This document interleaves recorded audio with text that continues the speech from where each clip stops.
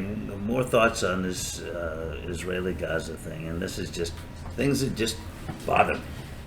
And if you're tired of hearing about it, well, you don't have to watch me. Anyway, not you, George. You have to stay here. You're being thrown out of the Congress. I'm the only friend you have left. So you have to sit here and listen to me whether you like it or not. And I know you don't like it. I don't really care. Okay, so... Oh, I've got that overhead light on, which is a distraction. So please ignore it. Now that I've told you to ignore it, of course, you won't be able to. Ha! That's life. So, this is just one little thing, and then I'm getting right off the air because I've got to take care of my stupid dog who's complaining that I'm not paying any attention to him. Spoiled rotten is that dog. So today on Morning Joe, I heard him, and I usually like Morning Joe. He did the same thing he does all the time. He says, you know, this terrible thing when they took the hostages and they killed Israelis, well, everybody agrees, anybody in his right mind agrees that was horrible. It was a horrific act by a bunch of psychopaths. And I see this all over the media and with politicians. They're so imbalanced in their presentation of what happened, where it's always slanted toward the suffering of the Israelis and ignoring, except for they stay objectively, you know, this is the rubble and, you know, Jews are bombing this, and they do talk about the hospital, but they never put it in any kind of perspective like they do when they're talking about Israel.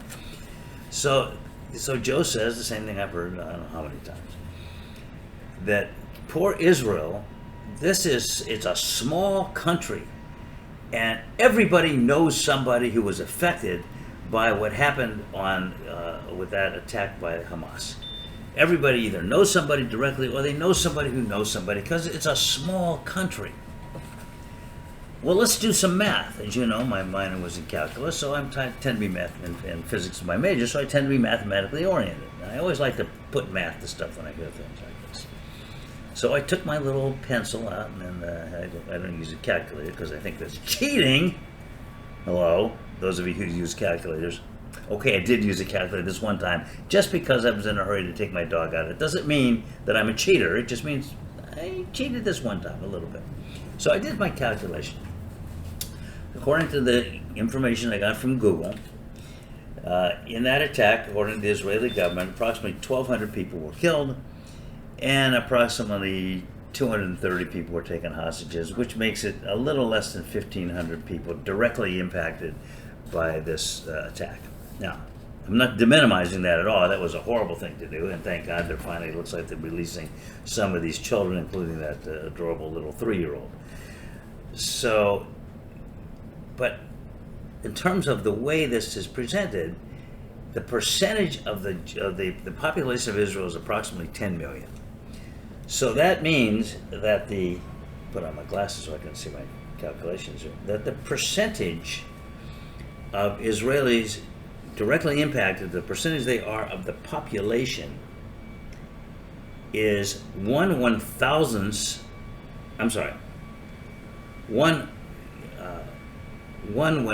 of a percent. That's 0.0001 plus 5/1000ths of a percent, which is 0.00005. So it's 0.00015%. Now that's hardly everybody in Israel knows somebody. 0.00015, 0.1 is 10%, 0.10 is 1%, 0.001 is 1/100th of a percent. So I'm sorry, so actually 0.0001 is 1,000ths of a percent. Do I have that right? Well, it's either 100th of a percent or it's 1,000th of a percent. Whatever it is, it's a small percent. And it is 1,000th of a percent. That's right. It's 1/100th of a percent plus 5,000/1,000ths of a percent. So, but the main case, it's 0.00015%. That hardly amounts to everybody in Israel is affected by this thing, knows somebody, has family members, and that tiny percent. And it was in a particular location, which is just outside of the Gaza-Israeli border. They didn't come in and do this in Jerusalem.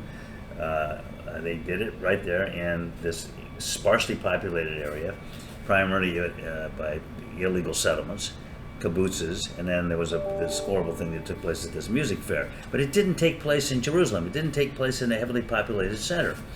So if you live in Jerusalem, odds are you don't know anybody who was affected by this thing. But they keep saying that to dramatize how much the Israeli people suffered with this thing. And I know they've suffered. But let's just say it what it is and not try to expand it. Now let's take a look at the Palestinian figures. Now again, this is from Google, may not be correct, didn't independently verify them, but they're usually pretty good. According to Google, the number of Palestinians killed in the bombing, and this makes sense when you look at the bombing and the shelling and the tanks going in there and reducing Gaza City to rubble, is 14,000 people killed. 14,000 people in Gaza killed, including 5,500 children. And the percentage there is 0.7%, which is 0.007. Now that is a situation where everybody in Gaza was either directly impacted or knows somebody who was impacted. It's not just the killing. We've seen hundreds of thousands of people fleeing on foot from Gaza City, which is the most heavily populated part of Gaza, fleeing on foot to the southern part of Gaza, where they're now told they're going to leave there too because the Israelis are going after that one next. Where are these people supposed to go? Ask yourself that. If you have any, I have no dog in this race, or horse in this race, or dog in this hunt, or whatever it is. But I can ask myself when they say, well, you people need to flee now. Well, they've already driven them out of Gaza City, which is the main place where most of these people lived in Gaza. They've driven them down to southern Gaza, and now they're telling them they got to flee there. Where are they supposed to go? Swim out in the ocean? They won't let them into Israel. Egypt won't let. They don't want 2 million people flooding into Egypt. Where are they supposed to go? And what's going to happen to them? And I don't hear any of the concern voiced by Morning Joe or Bill Maher or any of these people I usually like, Marcus Mercant, talking about what's going to happen after this war is over.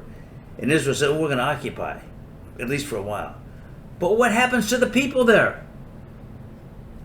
14,000 killed, 5,500 children so far? What's going to happen to them? No, as long as they're going after Hamas, everything is okay.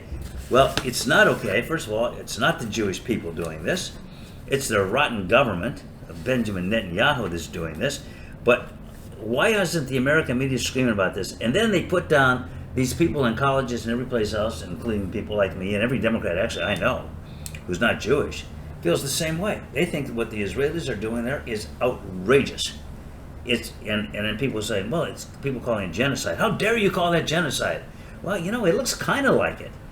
I mean, what's the end game here for Netanyahu? You drive these people out of their city, you destroy their city, you reduce it to rubble, you shove them back into one place, then you tell them they got to flee that place. In the meantime, you're dropping bombs indiscriminately, killing people, but huge numbers of people. 0.007% of the population? It's not 0.007, it's 0.7%, it's 0.007. Running them out of their country, leaving them with no support before this happened. The people in Gaza were unable to support themselves. They had over a 50% unemployment rate. Now what are they going to do? I don't hear people on the... Now you do hear it from the United Nations. You do hear it on college campuses where this is like, if you dare say that Israel is doing anything wrong, particularly if you suggest they might be committing genocide, that you're anti-Semitic. And I've touched on this before. Whether there's anti-Semitism or not depends a lot on how you define the term. If it's hatred of Jews for being Jews, that's outrageous and disgusting, and that's real anti-Semitism. If you're defining anti-Semitism as being critical of what Israel is doing right now in Gaza, that's not anti-Semitism, but it's being called that. So when they talk about this rising tide of anti-Semitism, people are saying that in this country on our media, and that's the mainstream media I'm talking about now, not the internet. The mainstream media, which includes Fox News, for those of you who may think that Fox News is not the mainstream media because they present themselves that way, they're certainly a part of they're one of the leading members of the mainstream media. And all the mainstream media, right, left, all the major politicians, right, left, none of them talking about what's happening to these Palestinian people and what's going to happen to them in the future, and whether or not Israel is justified in doing what they're doing just because they're going after Hamas, which, as I've said many times, does not have an army. So that's what I have to say about that. I told you I'd make this short.